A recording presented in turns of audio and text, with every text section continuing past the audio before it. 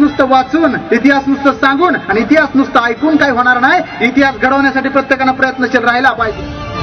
फक्त एकच आहे, त्या कॉलेजला दिलेलं नाव तेवढं बदला. कॉलेजला दिलेलं नाव तेवढं बदला.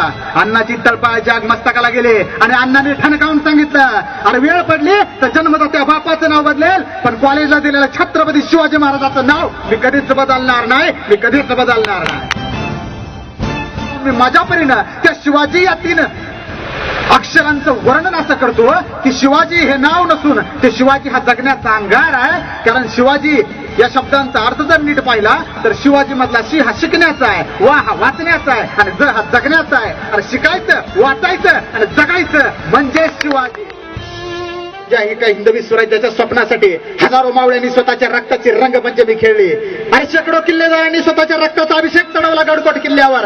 अरे कित्येक या बहिणींनी स्वतःचं कुंकू वाहिलं, तेव्हा कुठे हे हिंदवी स्वराज्य उभा राहिलं. आणि म्हणून याच हिंदवी स्वराज्याच्या देण्यापोटी आपणही याच मातीत जन्माला आलो, म्हणून याचं काहीतरी देणं लागतो.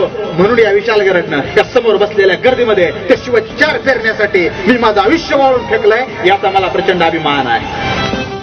की छताडावर बिल्ले घेऊन आमचे सगळे शिवभक्त फिरतात. अरे फिरा, ताटमानेने फिरा, मी सुद्धा तुमच्यातलाच एक आहे. पण मला वाटतं की ज्या छताडावर तुम्ही शिवाजी महाराजांचा बिल्ला लावता त्या छताडाच्या 2 इंच आतमध्ये तुमचं हृदय आहे. त्या हृदयामध्ये छत्रपती शिवाजी महाराजांचं विचार रुजवा. 100% तुम्ही इतिहास घडवल्याशिवाय राहणार नाही.